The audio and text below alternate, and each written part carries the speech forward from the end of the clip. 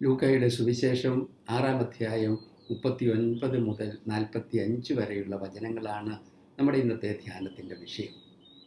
ഇവിടെ നമ്മൾ ഓർക്കേണ്ടത്, ഈശോ ഈ പറയുന്ന സുവിശേഷ ഭാഗം ശരിക്കും പറഞ്ഞാൽ തുടങ്ങുന്നത് 6:20-ലാണ്.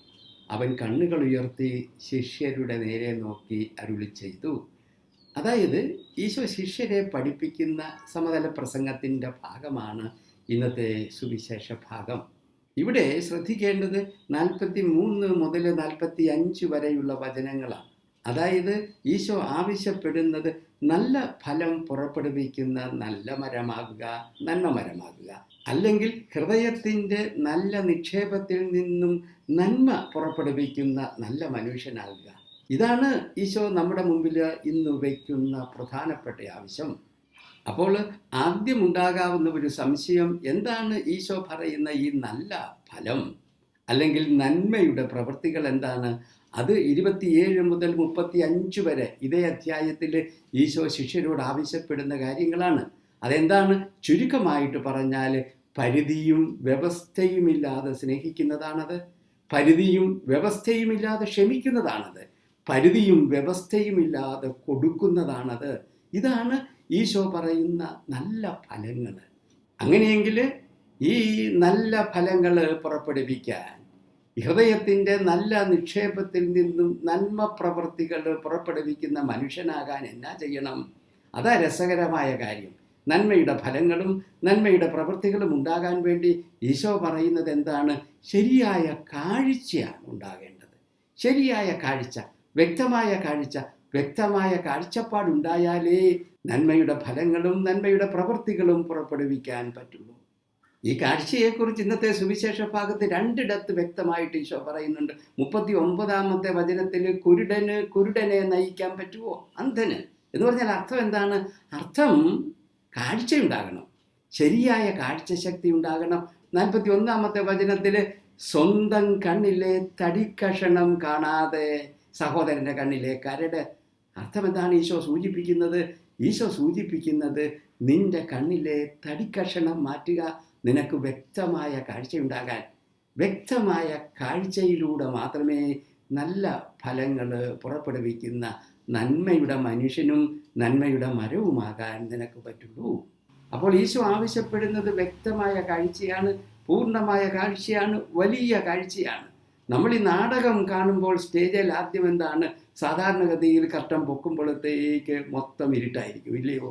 എന്നിട്ട് പതിയെ ലൈറ്റ് വളരെ കുറഞ്ഞ വോൾട്ടേജിൽ ആദ്യം ഒന്ന് തെളിയും. അപ്പോൾ എന്താണ്? അപ്പോൾ വളരെ ചുരുക്കം കാര്യങ്ങളെ കാണാൻ പറ്റുള്ളൂ. അവിടെയുള്ള വലിയ സാധനങ്ങൾ മാത്രം.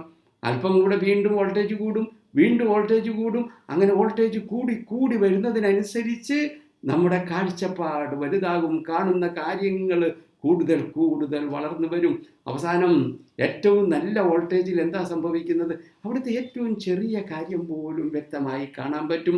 മൈക്ക് കെട്ടിത്തൂക്കിയിരിക്കുന്ന വയറ് പോലും കാണാൻ പറ്റും. കാഴ്ച, ഈ വ്യക്തമായ കാഴ്ച ഉണ്ടാകണമെന്നാണ് ഈശോ ആവശ്യപ്പെടുന്നത്. വ്യക്തമായ ഒരു കാഴ്ചയിലൂടെ, പൂർണ്ണമായ കാഴ്ചയിലൂടെ കുരുടനാകാതിരിക്കുക, കാഴ്ച ശക്തിയുള്ളവനാകുക. തടിക്കഷണം ഇല്ലാതിരിക്കുക, പൂർണ്ണമായിട്ടും വ്യക്തമായിട്ടും കാണുന്ന കാഴ്ചശക്തി ഉള്ളവനാകുക. അത്തരം കാഴ്ചശക്തി ഉള്ളവനാകുന്നതിലൂടെ നല്ല ഫലങ്ങൾ പുറപ്പെടുവിക്കുന്ന മരവും നന്മ പുറത്തെടുക്കുന്ന നല്ല മനുഷ്യനും ആകാൻ പറ്റുള്ളൂ. ഏറ്റവും കൗതുകകരമായ കാര്യം, ഈ കാഴ്ചയുടെ വിഷയം എന്താണ്? കാഴ്ചശക്തി കൂടി വരുന്നു. പക്ഷേ ഈ കാഴ്ചയുടെ വിഷയം എന്താണ്? അതാണ് 6-ാം അധ്യായം 35-ാമത്തെ വചനത്തിൽ ഇതിന് തൊട്ട് മുമ്പ് ഈശോ പറഞ്ഞത് എന്താണ്? നിങ്ങൾ അത്യുന്നതൻ്റെ പുത്രന്മാരായിരിക്കുകയും ചെയ്യും. നിങ്ങൾ തമ്പുരാൻ്റെ മക്കളാണ് എന്നത് തിരിച്ചറിയുക, കാണുക. നീ തമ്പുരാൻ്റെ മകനാണ്, തമ്പുരാൻ്റെ മകളാണ്, ദൈവം നിൻ്റെ അപ്പനാണ് എന്നുള്ളത് കാണാൻ പറ്റണം. അത് കാണുമ്പോഴാണ് നിനക്ക് പൂർണ്ണമായ വ്യക്തമായ കാഴ്ചയുണ്ടാകുന്നത്. നീ ദൈവത്തിൻ്റെ മകനാണ് എന്നുള്ള കാഴ്ച കിട്ടുമ്പോൾ അതിൻ്റെ പരിണതഫലം എന്താണ്? ദൈവം നിൻ്റെ അപ്പനാണെന്ന് തിരിച്ചറിയുന്നു. പോരാ, ചുറ്റും ഉള്ളവരെയൊക്കെ നിൻ്റെ സഹോദരനും സഹോദരിയുമായി കാണാൻ നിനക്ക് പറ്റുന്നു. അവിടം കൊണ്ട് നിൽക്കില്ല. ദൈവത്തെ നിന്റെ അപ്പനായിട്ട് മനസ്സിലാക്കി കഴിഞ്ഞാൽ എന്താ സംഭവിക്കുന്നത്? നീ ദൈവത്തിൻ്റെ യഥാർത്ഥ മകനാണെങ്കിൽ, തമ്പുരാൻ്റെ യഥാർത്ഥ മകനാണെങ്കിൽ, നിന്റെ സാക്ഷാൽ തന്ത ദൈവമാണെങ്കിൽ എന്താ സംഭവിക്കുന്നത്? ദൈവത്തിൻ്റെ സ്വഭാവം നീ കാണിക്കണം. 6:35 ഈശോ പറയുന്നത് തമ്പുരാൻ്റെ ഈ രീതിയാണ്. അവൻ ദുഷ്ടരോടും നന്ദിഹീനരോടും കരുണ കാണിക്കുന്നു. ഇതാ മകനും ചെയ്യേണ്ടത്. ഇതിന് ഏറ്റവും നല്ല അവതരണം തന്നിരിക്കുന്നത് മത്തായിയുടെ സുവിശേഷത്തിൽ സമാനമായ ഭാഗത്ത് 5-ാം അധ്യായം 45-ാമത്തെ വചനത്തിൽ ഈശോ പറയുന്നത് ഇങ്ങനെയാണ്: ദുഷ്ടരുടെ മേലും ശിഷ്ടരുടെ മേലും അവൻ ഒരേപോലെ മഴ പെയ്യ്ക്കുന്നു, ദുഷ്ടർക്കും ശിഷ്ടർക്കും ഒരേപോലെ സൂര്യപ്രകാശം കൊടുക്കുന്നു. അതാണ് നിന്റെ അപ്പൻ, നിന്റെ അപ്പനായ ദൈവത്തിൻ്റെ സ്വഭാവം. ദൈവത്തിൻ്റെ കണ്ണിൽ എല്ലാവരും മക്കളാണ്. അവൻ ദുഷ്ടനാണേലും ശിഷ്ടനാണേലും, നന്മ ചെയ്യുന്നവനാണെങ്കിലും തിന്മ ചെയ്യുന്നവനാണെങ്കിലും മക്കളാണ്. ഈ ഒരു കാഴ്ചപ്പാടിലേക്ക്, നിന്റെ അപ്പൻ്റെ കാഴ്ചപ്പാടിലേക്ക്, നിന്റെ അപ്പൻ്റെ കാഴ്ചശക്തിയിലേക്ക് നീ വളരുക. ആ കാഴ്ചശക്തി സ്വന്തമാക്കുക. അപ്പോഴാണ് നല്ല ഫലങ്ങൾ പുറപ്പെടുവിക്കുന്ന മരമായിട്ട് നീ തീരുന്നത്. നന്മ പുറത്തെടുക്കുന്ന മനുഷ്യനായി നീ രൂപാന്തരപ്പെടുന്നത് അപ്പോഴാണ്. ഈയിടെ പുറത്തിറങ്ങിയ ഒരു സിനിമയായിരുന്നല്ലോ ഞാൻ പ്രകാശൻ, സത്യൻ അന്തിക്കാട് സംവിധാനം ചെയ്ത സിനിമ. ഈ സിനിമയിൽ മെട്രോ ശ്രീധരനെ കുറിച്ചൊരു പരാമർശമുണ്ട്. ഇതിലെ പ്രധാന നടനും നടിയും കൂടെ മെട്രോയിൽ യാത്ര ചെയ്യുമ്പോഴാണ് പരാമർശം. ഇതിൻ്റെ പശ്ചാത്തലത്തിൽ സത്യൻ അന്തിക്കാട് മാതൃഭൂമിയിൽ കൊടുത്ത ഒരു അഭിമുഖത്തിൽ അദ്ദേഹം പറയുന്നത് വേറൊരു സംഭവമാണ്. അതായത് ഗീതാനന്ദൻ എന്ന് പറയുന്ന ഒരു ഓട്ടംതുള്ളലുകാരൻ, അദ്ദേഹം കലാമണ്ഡലത്തിലെ ഓട്ടംതുള്ളലിൻ്റെ അധ്യാപകനായിരുന്നു. അദ്ദേഹത്തിൻ്റെ അധ്യാപന വൃത്തിയിൽ നിന്നും വിരമിക്കുന്ന രംഗം, ആ വിരമിക്കൽ ചടങ്ങിൽ അദ്ദേഹം പറഞ്ഞ അദ്ദേഹത്തിൻ്റെ ജീവിതത്തിലെ തന്നെ ഒരു അനുഭവം.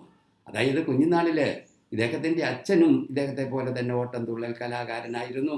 പക്ഷേ ഓട്ടംതുള്ളൽ കൊണ്ടൊന്നും ജീവിതം മുന്നോട്ട് പോവുകയാണല്ലോ, കഷ്ടപ്പാടും ദാരിദ്ര്യമായിരുന്നു. അങ്ങനെ ജീവിതം കഷ്ടപ്പാടും ദാരിദ്ര്യവുമായിട്ട് മടുത്തപ്പോൾ ഒരു ദിവസം ഇയാൾ വീട് വിട്ട് ഉപേക്ഷിച്ച് പോയി. പിന്നെ കുറേ ഏറെക്കാലം കഴിഞ്ഞാൽ തിരിച്ചു വരുന്നത്. ഈ ഇടയ്ക്ക് ഗീതാനന്ദൻ്റെ അമ്മ അടുത്ത വീട്ടുകളിൽ ജോലിക്ക് പോവുകയും വായ്പ വാങ്ങിക്കുകയും ചെയ്ത മക്കളെ വളർത്തിക്കൊണ്ടിരുന്നതും പഠിപ്പിക്കുന്നതും. കുറേ കാലത്തിന് ശേഷം ഗീതാനന്ദൻ്റെ അച്ഛൻ തിരിച്ചു വരുമ്പോൾ അകത്തുനിന്നും വീടിൻ്റെ ഉള്ളിൽ നിന്നും കേൾക്കുന്നത് ഈ ഓട്ടംതുള്ളലിൻ്റെ പദങ്ങളാണ്. നോക്കുമ്പോൾ ഈ ഗീതാനന്ദൻ 8 വയസ്സുകാരൻ അറിയാവുന്ന ഓട്ടംതുള്ളൽ പദങ്ങൾ പാടി ആടുകയാണ് ചെയ്യുന്നത്. ഇത് കണ്ടപ്പോൾ അച്ഛന് സഹിക്കാൻ മേലാത്ത സങ്കടവും കോപവുമാണ്. അവനെ അയാൾ ശകാരിക്കുകയും പഠിക്കരുതെന്ന് വിലക്കുകയും ചെയ്തു. പക്ഷേ ഗീതാനന്ദൻ്റെ അമ്മ ഇദ്ദേഹത്തിൻ്റെ അടുത്ത് മധ്യസ്ഥം പറയുക. കാരണം അവന് കലാമണ്ഡലത്തിൽ പോയി പഠിക്കണമെന്ന ആഗ്രഹം, അവൻ്റെ ആഗ്രഹം അതാണ്, അവനെ ആ വഴിക്ക് വിട്. അപ്പം അയാൾ ചോദിച്ചു, കലാമണ്ഡലത്തിൽ പഠിക്കണ ഫീസ്, അതിന് കാശ് വേണ്ടേ? അപ്പം ഈ 8 വയസ്സുകാരൻ ഒരു മാർഗവുമായിട്ട് അച്ഛൻ്റെ മുമ്പിലേക്ക് വരിക. അവൻ പറഞ്ഞു, അച്ഛൻ ഒരു കത്തെഴുതി എനിക്ക് തന്നാൽ മതി. ഈ വരുന്നത് എൻ്റെ മകൻ ഗീതാനന്ദനാണ്, അവന് ഓട്ടംതുള്ളൽ പഠിക്കണമെന്ന് ആഗ്രഹം, കലാമണ്ഡലത്തിൽ പോയി, പക്ഷേ ഫീസിന് കാശ് കൊടുക്കാൻ എൻ്റെ കയ്യിൽ വകയൊന്നുമില്ല, അതുകൊണ്ട് പറ്റുന്ന രീതിയിൽ സഹായിക്കണം. ഈ മാർഗം അച്ഛൻ സമ്മതിച്ചു. എന്നിട്ട് അച്ഛൻ എഴുത്തെഴുതി കൊടുത്ത് എഴുത്തുമായിട്ട് ഗീതാനന്ദൻ എന്ന കൊച്ചു ചെറുക്കൻ പുറത്തേക്ക് ഇറങ്ങുകയാണ്. കാണുന്നവരോടൊക്കെ ചോദിക്കുക. അവസാനം ചെന്ന് കയറിയത് അവിടുത്തെ ഒരു വീട്ടിലാണ്. ആ വീട്ടിലെ ചെറുപ്പക്കാരനായ ഗ്രഹനാഥൻ ഇവൻ്റെ കത്ത് വായിച്ചു നോക്കിയിട്ട് അവനോട് ചോദിച്ചു, ഫീസ് എത്ര തുകയാകും? അവൻ പറഞ്ഞു, ആ മൊത്തം കാശും എടുത്തുകൊണ്ട് ഇവൻ്റെ കയ്യിലേക്ക് കൊടുത്തു. എന്നിട്ട് പറഞ്ഞു, മേലാൽ പഠനത്തിനായിട്ട് നീ ആരുടെ മുമ്പിലും കൈ നീട്ടരുത്, തെണ്ടരുത്. എപ്പോഴെങ്കിലും കാശിന് ആവശ്യമുണ്ടെങ്കിൽ നീ ഇങ്ങോട്ട് കയറിപ്പോരുക, ഞാൻ തന്നോളാം. അത് ഈ ശ്രീധരനായി. ഈശോ ആവശ്യപ്പെടുന്നത് നല്ല ഫലങ്ങൾ പുറപ്പെടുവിക്കുന്ന മരമാകുക, നന്മ പുറപ്പെടുവിക്കുന്ന നല്ല ഹൃദയത്തിൻ്റെ മനുഷ്യനാകുക. ഇതാകണമെങ്കിൽ എന്താ ഈശോ പറയുന്നത്? നിന്റെ കാഴ്ചശക്തി വികസിക്കണം, നിന്റെ കാഴ്ചശക്തി വലുതാകണം, നിന്റെ കാഴ്ചശക്തി പൂർണ്ണമാകണം. ഏത്? നിന്റെ അപ്പൻ്റെ കാഴ്ചശക്തി നീ സ്വന്തമാക്കണം.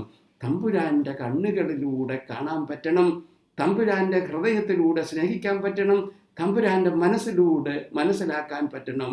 നിന്റെ അപ്പൻ്റെ കാഴ്ചശക്തി സ്വന്തമാക്കുക.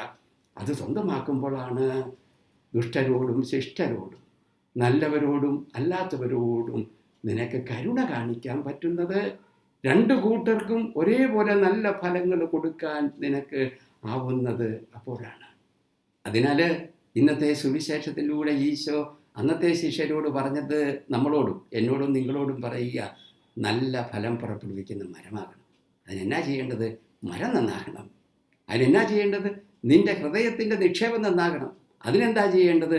നിന്റെ കാഴ്ചപ്പാടാണ്. നിന്റെ കാഴ്ചപ്പാടാണ്, കാഴ്ചശക്തിയാണ്. അതാണ് ഒരു മനുഷ്യനെ മാറ്റുന്നത്. നിന്റെ അപ്പൻ്റെ കാഴ്ചശക്തിയിലേക്ക് വരിക. ആദ്യം അറിയേണ്ടത് തമ്പുരാൻ നിന്റെ അപ്പനാണ്. എന്നിട്ട് അപ്പൻ കാണുന്നത് പോലെ കാണാൻ പറ്റണം.